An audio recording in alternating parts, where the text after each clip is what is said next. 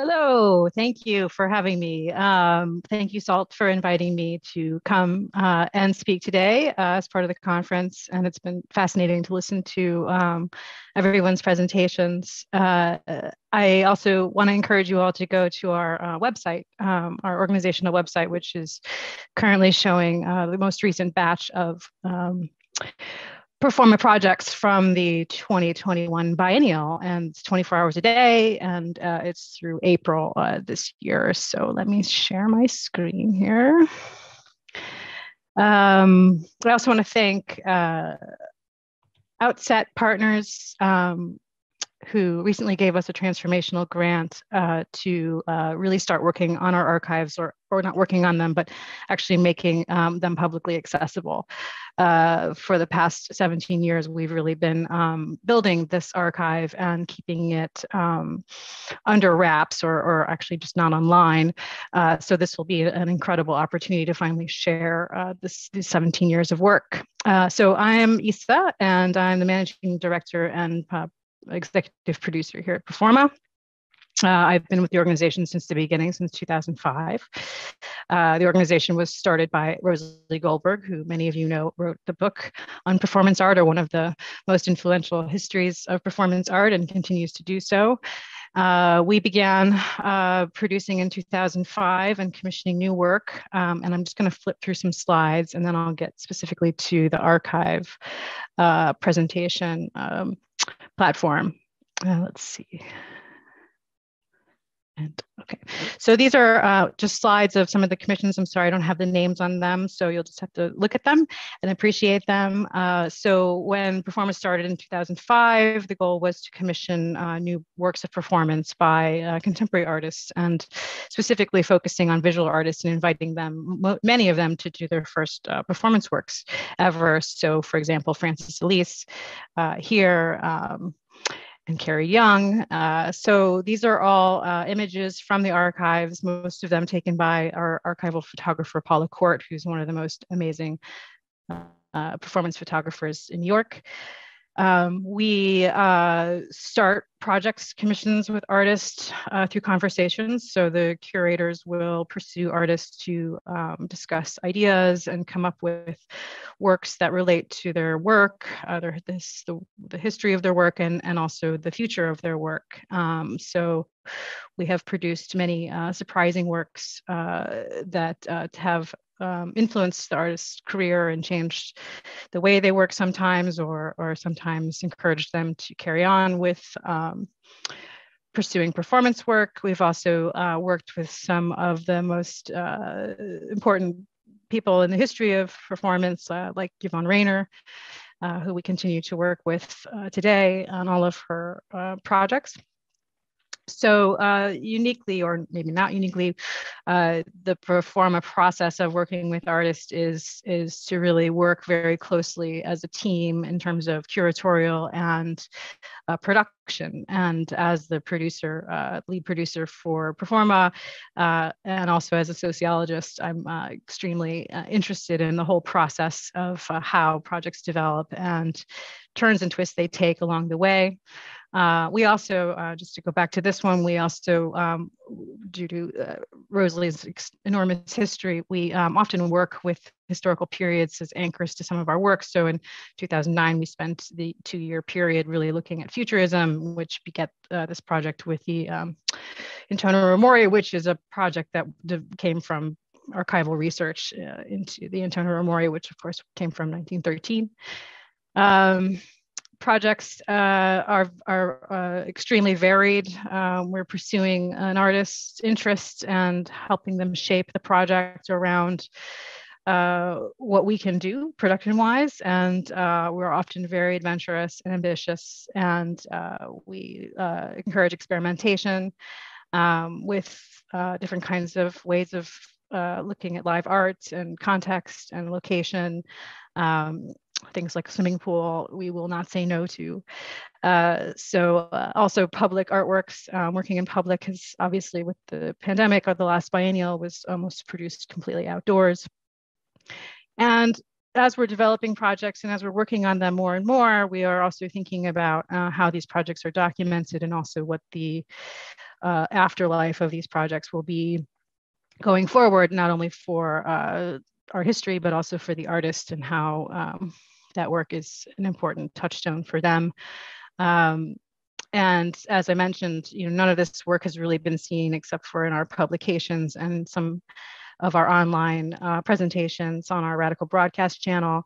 We've been safekeeping this material and invested in its upkeep.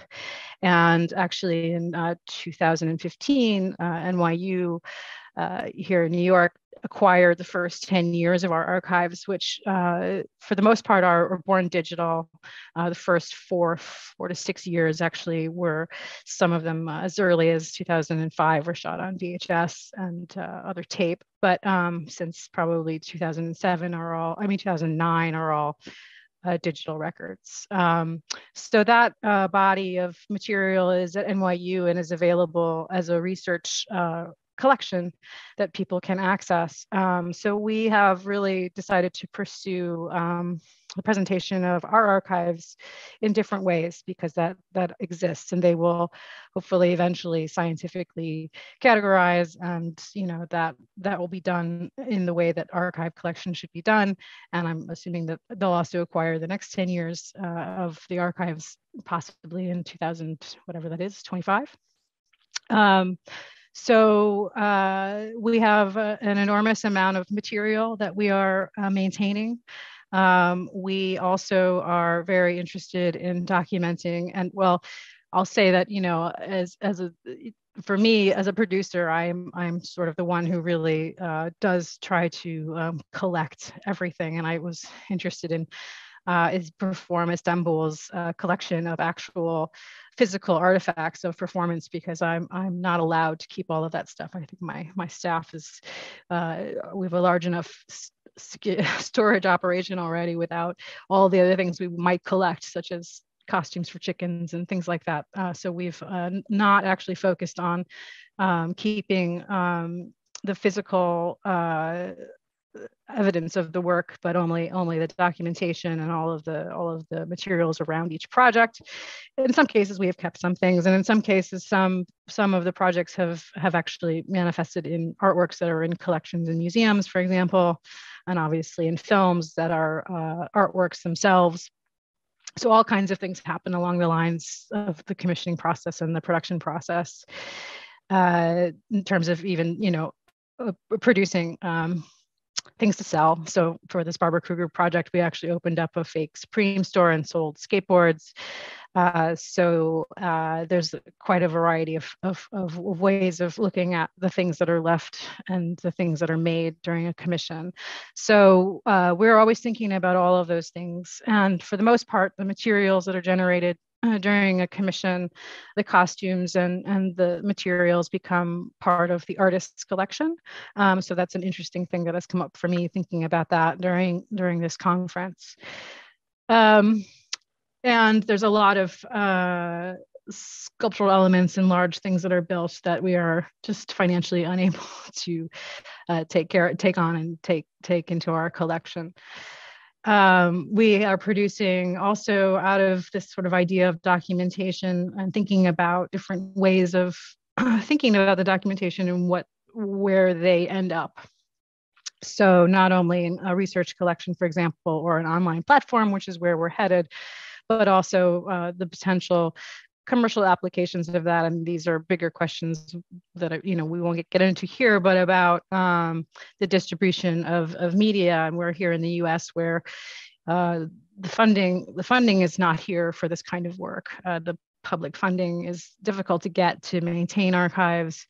The general operating funds for organizations to survive are very slim. So we're thinking also in different ways about how this work also supports our activities, but also the artist as well. So a joint production of application of these in the commercial market. I know this question about the commercial market has come up, which we can talk about if you'd like in the question and answer. Got a lot of opinions about that and ideas about that. So basically, I think that you see there the variety of kinds of projects. That's a very tiny glimpse into the work that we've done over the past 17 years. And I'm not showing video specifically because I find it a little difficult here on Zoom. It doesn't work so well. So just to give you a sense of the kinds of materials that we are collecting as we go along, and the amount of data now that we're maintaining on servers. 15 terabytes of data is quite a lot, and it's now kind of doubling every time we do a biennial and go through a 2-year process of making new work. Obviously, there's a lot of edited and unedited footage, a lot of photographs. There's audio recordings, there's interviews, there's specialized musical recordings, the broadcasts that we've made, radio and TV broadcasts. And then given we're also a sort of research institution led by Rosalie, there's a lot of research on performance history, as well as the artists that we work with. And then my hoarding of documentation. There's a lot of production files with a lot of whatever was exchanged between us and the artists over the period. And I'm going to use just a couple of examples here to show the kind of process that happens and documenting that process of working with a commissioned artist. And this is an early work from 2007 with Kelly Nipper that we worked on for a couple of years with her. And, we'll start a conversation with an artist and over the period of making the work, sometimes the work changes, sometimes there are experiments that don't manifest themselves in the final piece. But someone like Kelly generates a lot of actual artworks out of the process of making her work. So you can see that in a lot of body of work of hers. And some artists, you'll see what Performa worked on with them in their work for 6 to 2 to 10 years, which also gives us another challenge of trying to make sure we're collecting that information as well. But someone like Kelly, who goes through a lot of studies and a lot of generating imagery as she goes along, and the collection of images and things like also, the video, we did auditions via video, which we've been having to do in various situations. So you've got that documentation, you've got the documentation of all the writing about the project from the presentation materials that were generated when we were doing fundraising and when we were trying to convey about the project to the media. And then we also have all of the kinds of reviews and documentation of the actual performance in the press. And then, of course, you have all the photographs, and then you have, and Paula is wonderful. She takes, up to 200-300 photographs per performance, and they're all, for the most part, very good. And then you have the video documentation. This is just a little split second of this piece, which is a 20-minute piece of performance at the Judson Gym. And we still have these parachutes in our archives. That's one of the things we still have. And the documentation when we started was not an afterthought, but something we didn't think about so much in relation to the actual performance space. You can see here, for me, I think it's an issue of having cameras and equipment in a performance space. And I use this one as an example because it's such a small space, and the camera moving around or being obviously part of the activity in the room, to me, is always problematic. So in this case, you have a very simple single channel, a single camera still shot of the performance, and that's all that we have. And that's also because of the early days as well, the cost, just the cost of making documentation. So I guess I can talk about that right now, which is that the cost of documentation is, it can vary wildly from, something you can put into a budget that's not hurting the budget to something that's really important to the project, which then becomes a larger expense. So there's a lot of conversation about how a project is documented and what the documentation would want to be long term. It's afterlife, whether it's for exhibition or whether it's to be used again in another work, or again as an artwork on its own. something that struck me early on about Rosalie and how she talks about museum collections is, you're looking at a lot of work in a museum that was actually a performance first. And now when I go to a museum, I look at the collection in an entirely different way about, thinking about how the work was made and why the work was made. Another example is Robin Rhodes' piece that we did in Times Square. It's a Schoenberg opera, which involved a full orchestra and opera singer, and the challenge of actually producing outside. Again, archivally, it's interesting to look back at how the project developed and how it was made, and that it was made and rehearsed in Berlin. In Robin's studio, you can see here, he's basically set up the set for himself there in Berlin to rehearse, and came to New York.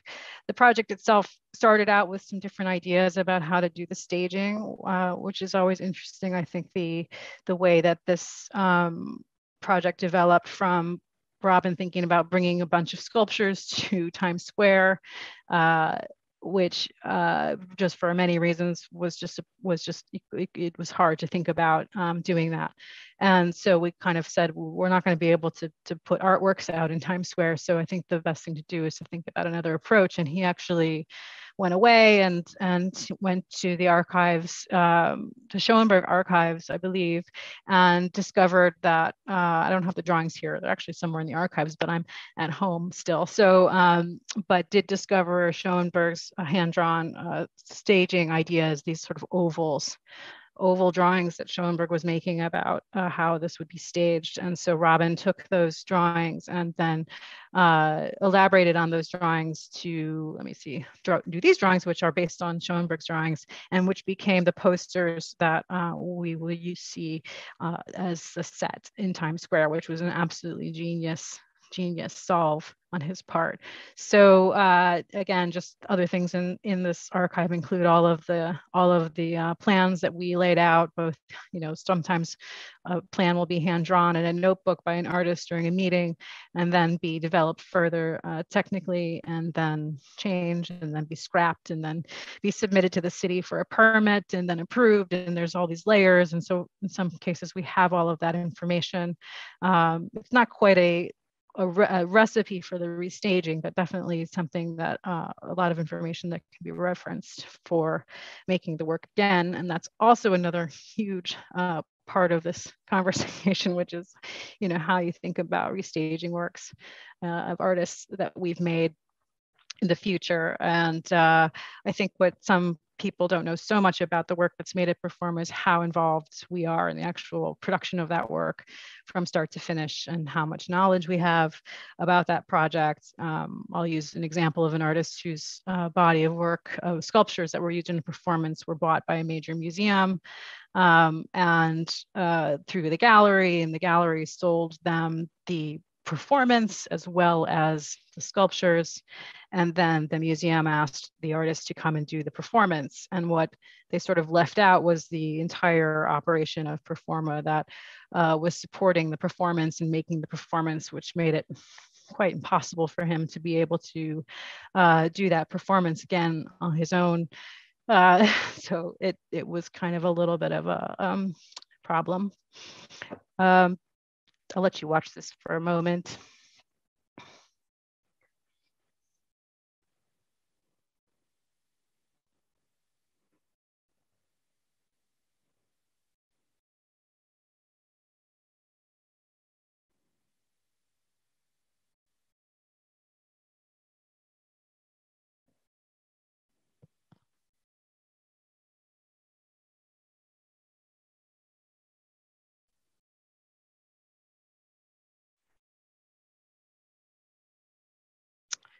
In the case of this documentation, we had two sets of documentation, and one is of our team. So we usually have a team on the biennial, specific production team that's dealing with the documentation.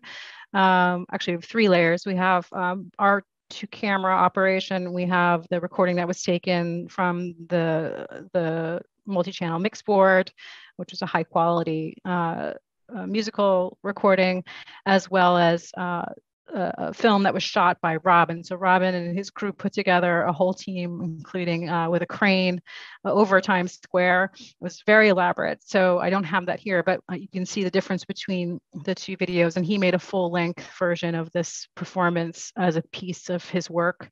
I don't think it's an artwork, but it's definitely a full-length document, and it's absolutely stunning. So sometimes we'll have multiple layers of documentation with multiple intentions. I also know that I think like Art 21 will show up to sometimes to our projects and actually record their projects for their programs as well. So talking about what's been happening with the material in our archives since we have been amassing them.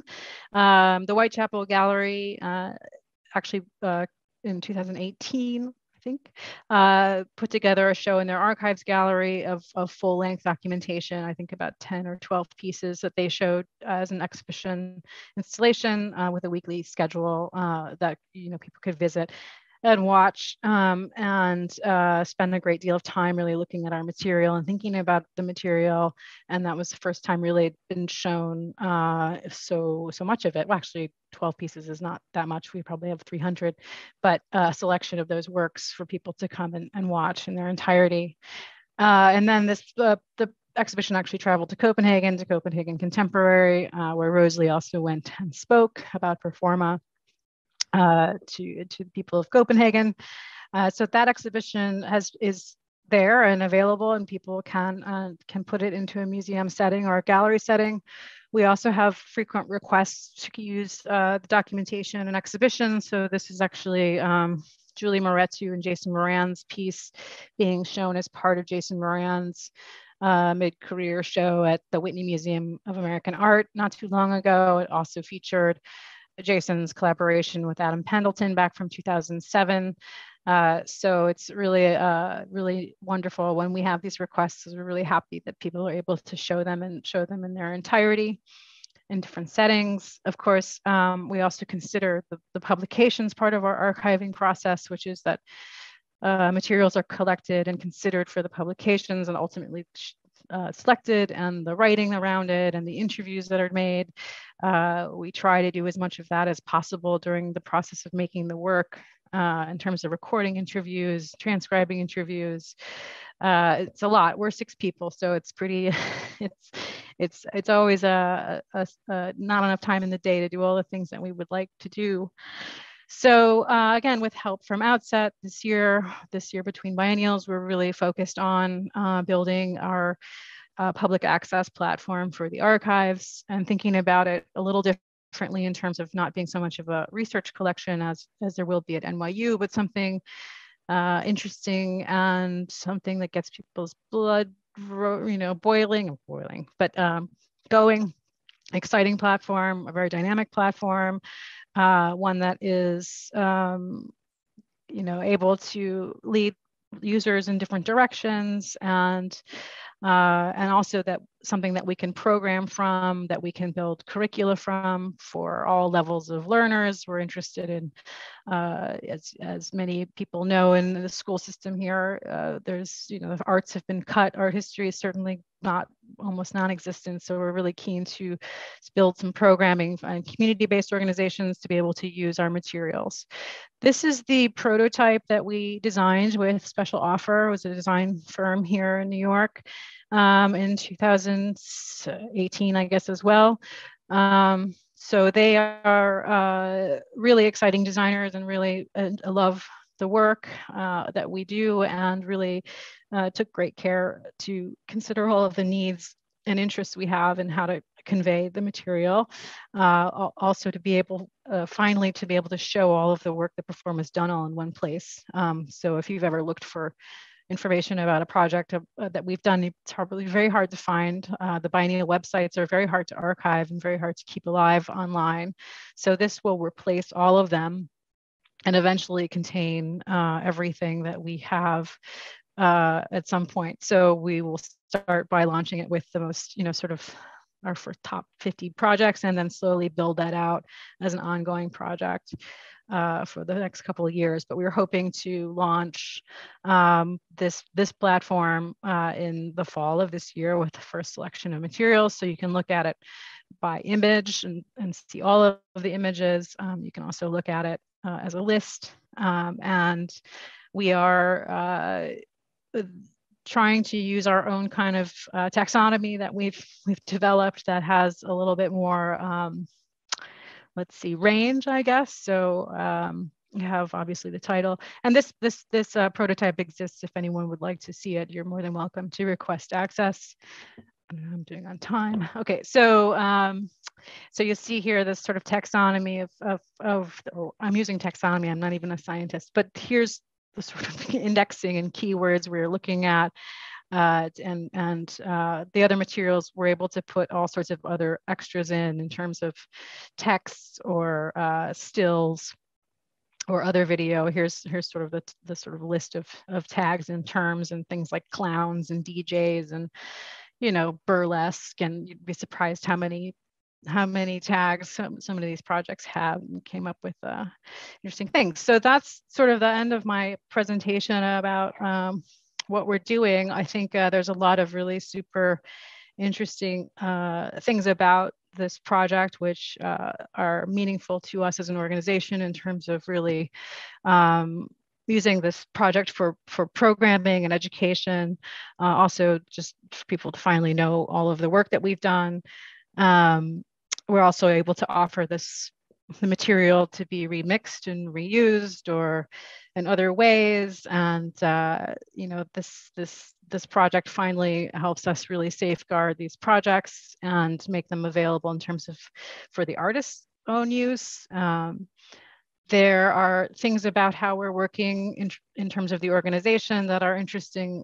You know, we have to really be committed as a group to conserve and to collect and document every stage of the project. When you're in the middle of production, it can seem quite the last thing you want to think about, but I'm always, you know, complaining about using Google Docs, for example, and things that in places where people stash information that is unavailable to us and does not end up eventually on our servers. So there's things in the organization like that, and also the funding to both make the documentation, to maintain the documentation, and then to present the documentation. So, you know, thinking about, as I brought up earlier, this sort of commercial application and distribution and syndication. With all projects that we make with the artists, we have agreements about the use of those materials that we make together, which are based on educational and archival purposes. And we will have to renegotiate those contracts for commercial use. But I think that if we do it in a way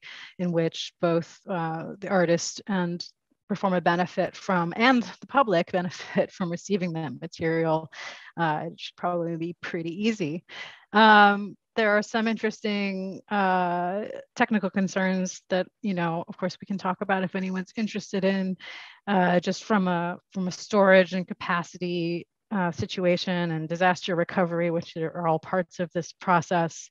And then there are a lot of interesting other things to think about while we're doing this, which is what happens in the future in terms of VR and AR and the blockchain, and the blockchain being a way of tracking this material.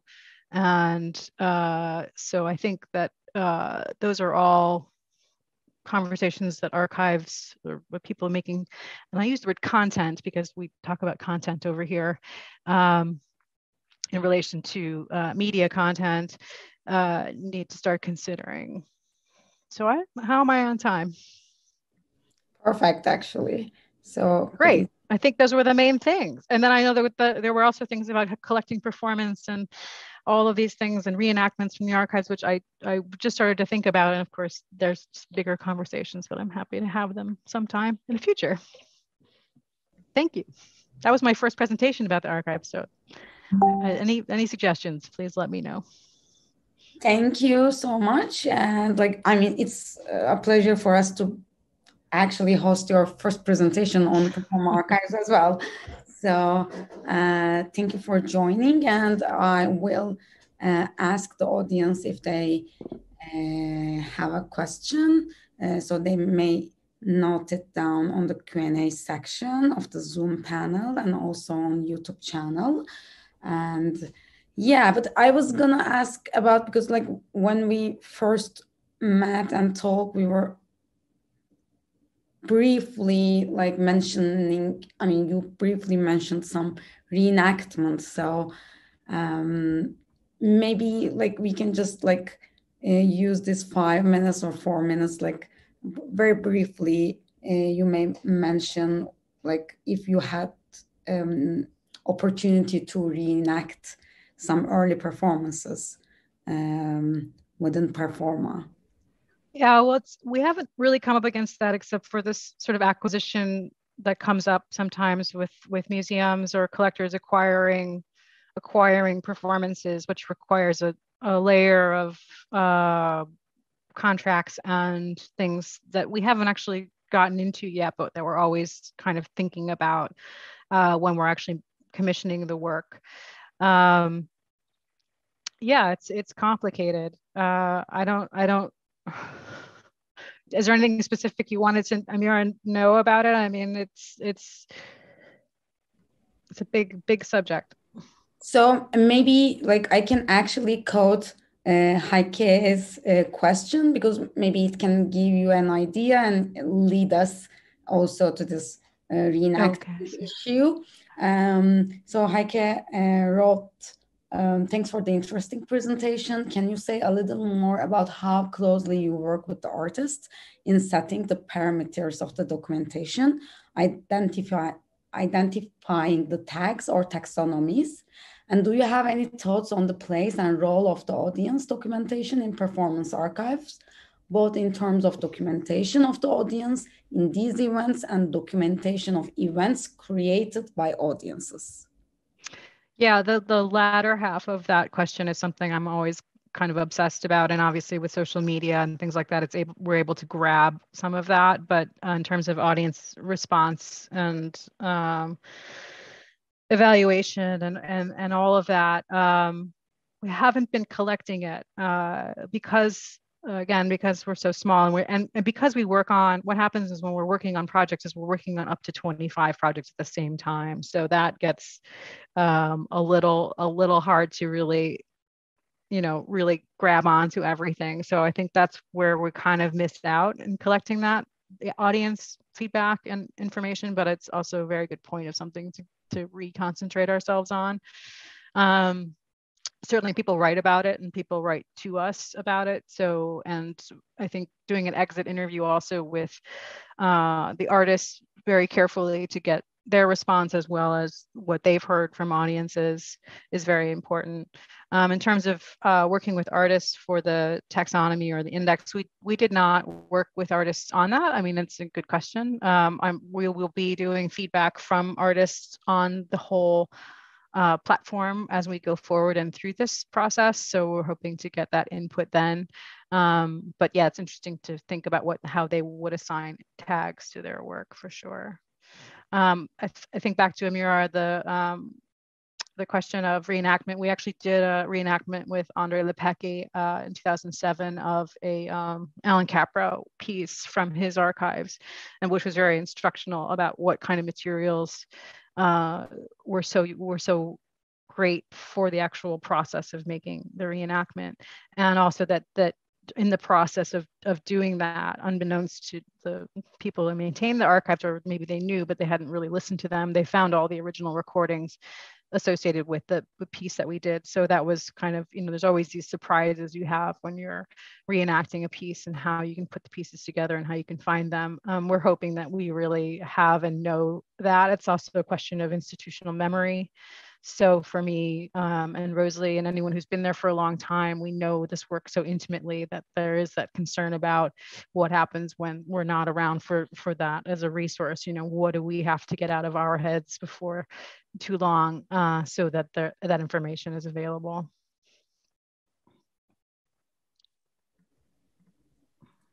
Thank you so much. And I hope that we will get access to the Performa archives soon. Rosalie just texted me that all of the pieces could be redone. All we need is the funding. Okay.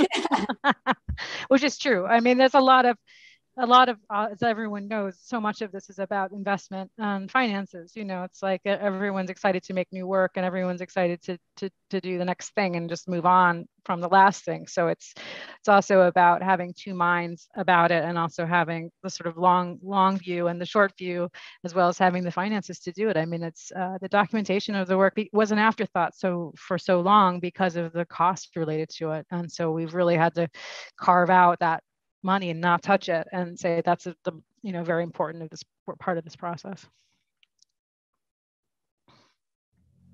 Perfect. And so nice to have like such a quick answer, like like from yeah. That's the way Rosalie Goldberg works. Yeah. Thank you, Isa, for joining us. Thank you.